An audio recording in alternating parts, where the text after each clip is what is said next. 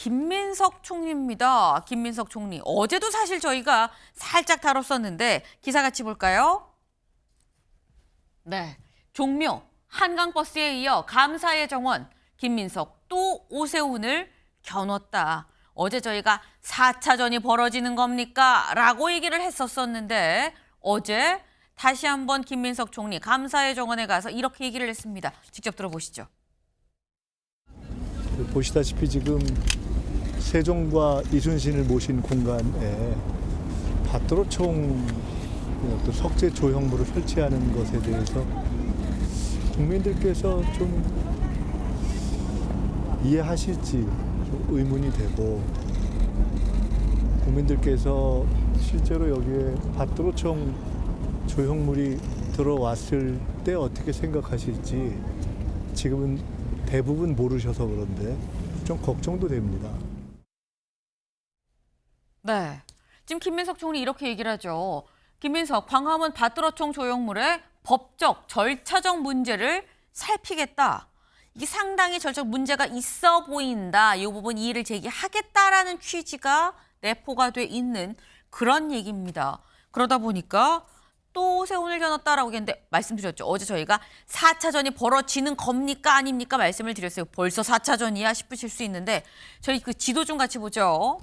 사실 1차전은 구로의 인력시장에서 한번 있었죠. 어리석게 일을 왜 그렇게 합니까? 라고 해서 있었고 2차전이 종묘였었어요. 종묘 앞에 그 개발하는 걸 두고서 턱 막힙니다. 탁 트이는데요. 무슨 말이에요? 라고 하면서 여기서 2차전이 있었고 그리고 3차전이 한강버스를 관련해서 한강버스 이거 좀 문제 있는 거 아닙니까? 라니까 이게 자꾸 이 사고가 일어나는 거에 대해서 문제 있는 거 아니냐? 이거 다시 한번 제대로 봐라라고 특별 지시를 했었죠.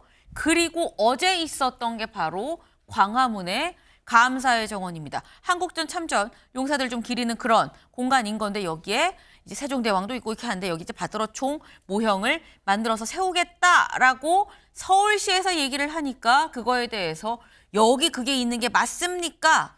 법적 절차적 문제 있는지 없는지 보겠습니다라고 얘기를 했어요. 제가 딱 요 자리에 앉아 계신 서영주 대변인께 지난번에도 여쭤봤었던 것 같아요. 네. 김민석 총리는 서울시장 정말 안 나오는 겁니까? 저는 지금까지는 안 나온다고 봅니다. 지금까지는? 예. 근데 네. 이제 정치라는 게 생물이라서 네. 여기서 안 나간다. 끝까지 안 나갈 거다고 제가 얘기하면 틀릴 수도 있어요. 여전히 있겠죠. 상황이 변하면. 근데 네. 지금 현재 저는 김민석 총리의 행보는 서울시장의 행보라기보다는 사실상 이번 지방선거에서 가장 핫한 서울에 대한 어떤 현안들에 있어서의 어떤 그 조율자. 당대표라면 이런 식으로 대응을 하겠다라는, 저는 차라리 당대표를 준비하는 행보 같아요. 차후에. 네. 그러니까 지방선거를 진두지휘하는 느낌. 오세훈이라는 가장 그 다음 국민의힘에서 그나마 네. 좀 해볼 만한 지역에 있는 서울시장을 흔들므로써 이런 부분들이 당대표가 할 일 아니냐, 이런 것들을 우회적으로 지금 보여주는 게 아닌가. 좀 그런 저는 행간에 있는 것인데 총리로서 할 일을 하는 거죠. 왜냐하면 서울이 대한민국의 수도이고 네. 특히나 이 종묘라든지 감사의 정원 광화문이라든지 특히 한강이라든지 이런 것들은 총리가 행정을 하는 데 있어서는 가장 이런 부분들을 결정해야 되는데 이 자체가 오세훈 시장이 조금 이상한 행정을 하다 보니까 지적해 주는 것 같다. 네. 사실 이게 꼭 서울시장 행보라고 볼 게 아니라 오히려 당대표 행보라고 볼 여지가 있다. 행간해 봤을 때 지금 서울시장이라는 중요한 자리에서 오세훈 시장을 직접 마크를 하면서 전체 지방선거를 좀 통할하는 그런 부분이 있지 않겠느냐라는 얘기인 거거든요. 그래서 서울시장에 그다지 관심 없는데라고 말씀을 하셨는데 이창근 의원님은 어떻게 보십니까? 일단 김민석 총리가 네. 국무총리잖아요. 네. 그렇다면 공무원이잖아요. 공무원의 선거 중립 의무가 있어요. 본인이 서울시장에 염두에 뒀든 안 뒀든 이 행보는 공무원의 정치적 중립 위반이에요. 명백하게 민주당이 오로지 내년 지방선거, 그것도 서울 탈환에 목매는 거 아닙니까? 거기에 국무총리가 나선다? 굉장히 바람직하지 않죠. 이미 국무총리는 국무총리로서 역할을 망각하고 서울시장 선거 전에 뛰어들었다고 저는 봐요. 그렇다면 이거는 국무총리를 빨리 그만둬야 한다고 생각해요. 당대표를 나가든 서울시장을 나가든 네. 왜냐하면 국무총리는 사실 나라 전체의 업무를 살펴야 되는데 서울시가 그간에 그렇게 요구했던 예를 들어서 이재명 정부가 추구했던 민생회복지원금 서울시도 따랐어요. 하지만 서울시가 부채가 없다가 4,300억 가까이 채권을 발행했어요. 그리고 재정 지원에 있어서도 다른 타 지자체와 다르게 서울시는 서울시라는 이유만으로 국가 보조금이 현장이 낮아요. 그럼 그 피해도 서울 시민들이 가는 거거든요. 그런 데 대한 대답은 없어요. 그런데 오로지 오세훈 서울시장의 약점이라고 본인이 판단했는지 모르겠지만 그런 것을 찾아서 논쟁을 붙인다? 오히려 저희는 환영이에요. 그래서 국무총리로서 역할을 그만두고 네. 빨리 정당으로 복귀하시라. 그런 말씀을 드리고 싶어요. 네. 지금 이 공무원의 정치적 중립 의무 위반 아니냐. 서울시장 할 거면 빨리 옷 벗고 아예 그냥 참전을 해라라고 말씀을 하셨는데 김병민 정무부 시장은 SNS에 이런 글을 올렸습니다. 같이 볼까요? 네. 김민석 총리 왜 유독 오세훈 시장의 역점 사업만 문제를 삼는 겁니까? 사전 선거운동이란 비아냥을 감수하는 이유가 뭔지 이해하기 어렵습니다. 이렇게 지금 얘기를 했어요. 서영주 대변인님. 네. 김민석 총리 총리의 역할이라고 얘기를 하지만 그 많은 역할 중에 왜 자꾸 서울시의 역점 사업만 찝어서 얘기하는 겁니까? 이거 다분히 의도성 아니에요? 라는 취지거든요. 그만큼 오세훈 서울시장이 사고를 많이 치는 거 아니겠어요? 다른 지자체가 지금 사고 치는 게 있습니까? 특히 종묘 문제만 보더라도 거기에 왜 그 경관을 다 가릴 만한 초고층을 높입니까? 개발하지 말라는 소리가 아니잖아요. 그거를 더 높여서 종묘에 있는 모든 부분들의 경관을 가리고 세계문화유산에 대해서도 지금 지정해야 되는 유네스코의 경고를 받고 있는 상황입니다. 네. 그러면 이거는 국가적으로 대외적인 신인도가 떨어지는 상황인데 총리가 나서야죠. 그다음에 조형물 감사의 정원. 아니 세종대왕이랑 이순신 우리 유명한 영웅들이 있는 거기에 갑자기 그 6.25 부분들에 있어서 전쟁용으로 받들어총 12개를 세운다는 그런 또 이상한 생각을 해요. 용산으로 가야지 그거를 또 광화문 한복판에다가 종로에다가 해놓습니다. 지금 현재 오세훈 서울시장을 먼저 생각해 보세요.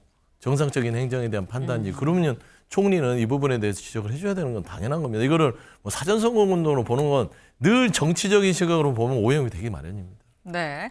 지금 서울시 역점 사업만 찝어서 김민석 총리가 뭐라고 하는 게 아니라 서울시 역점 사업이 다 문제더라. 그러니까 지적을 안 할 수가 있느냐 또 이렇게 말씀을 하셨는데 아까 이런 얘기를 하셨죠. 사실 이게 어떻게 보면은 이 내년 지방선거에서 서울시의 어떤 중요성이 있기 때문에 당대표를 포석에 둔 전단마크 같은 그런 느낌으로 김민석 총리가 얘기를 하는 것 같기도 하다라는 해석을 주셨는데 지금 보면 김민석 총리 혼자서 오세훈 시장을 막 하는 게 아니라 이해찬 고문도 나선 것 같아요. 이해찬 고문 어제 이렇게 얘기했거든요. 들어보고 오실까요? 상풍백화점이 붕괴가 됐어요. 오늘 한강버스 아까 사고 소식을 들으면서 그런 생각이 들어요. 시장이 제대로 안 하면은 그런 꼴이 나는 거예요. 그만큼 시정을 끌어가는 게 중요한 일입니다. 네, 삼풍백화점 붕괴 사고를 지금 언급을 했어요. 여기 볼까요? 한강버스 멈춤 사고를 삼풍백화점 붕괴와 연결시킨 이해찬 고문이다라는 겁니다. 이창근 위원님, 이거 지금 하나 보면 열을 놨는데 이거 보니까 삼풍백화점 붕괴까지 이런 큰 사안도 있는 거 아닙니까? 라는 얘기예요. 나가도 너무 나갔죠. 한강버스, 종묘, 그다음에 광화문의 감사의 정원. 민주당이 오세훈 때리기를 하면 할수록 저희는 더 좋다고 생각해요. 왜? 한강버스 물론 안전이 최고 중요해요. 네. 하지만 한강버스의 도입 취지나 그리고 지금 현재 외국인들이 선호하는 거나 그런 걸 본다면은 아마 추후의 평가는 달라질 거라고 봐요. 그리고 이번에 다시 멈췄다? 그것은 나왔잖아요. 설정한 항로를 벗어난 상황이라고. 그렇다면 선장의 책임이 있는 거죠. 그래서 이 부분에 대해서는 재평가가 이루어질 거라고 보고요. 종묘? 유네스코가 보는 시각은 종묘를 가린다는 건데 가리는 게 아니에요. 그래서 설명을 드리잖아요. 4,000평의 도심 정원이 생기는데 그게 어떻게 가려요. 그리고 광화문 이 얘기를 하고 싶어요. 박원순 시장 때 광화문 재구조와 공사를 해가지고 예산이 300억에서 500억 낭비될 뻔했어요. 하지만 오세훈 서울시장은 다시 재보궐선거에 들어가서 거기서 원상 복귀시키면 시민의 혈세가 없어지기 때문에 정말 매몰 비용이 되기 때문에 그대로 따라서 역사성을 복원했어요. 그래서 6조 거리가 생기고 광화문이 어떻게 됐습니까? 시민들이 찾는 문화의 공간으로 탈바꿈했어요. 그렇다면 광화문이 가지는 의미는 정치적인 의미는 이제 벗어난 거예요. 그렇다면 거기에 감사의 정원 22개국 6.25 참전 국가들의 석재를 받아들여서 하는 거예요. 그렇다면 수많은 외국인이 광화문을 찾는데 자기 나라가 이러한 일을 했어. 그게 국익에 도움이 되는 거 아닐까요?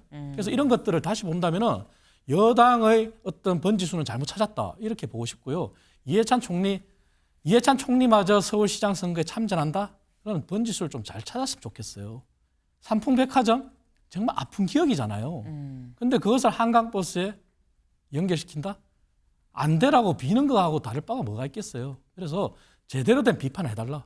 그렇다면 저희는 언제든지 환영이다. 이런 말씀 드릴게요. 네. 지금 오히려 민주당에서 김민석 총리가 이해찬 고문이 이렇게 얘기를 하는 게 우리로선 땡큐다라고 또 말씀을 하셨어요. 오히려 때리면 때릴수록 우린 더 커지겠다라고 말씀을 하셨는데 때리면 때릴수록 커질지 아니면 때리는 사람이 더 커질지 사실 시간이 지나면서 알 수 있는 부분인 거겠죠.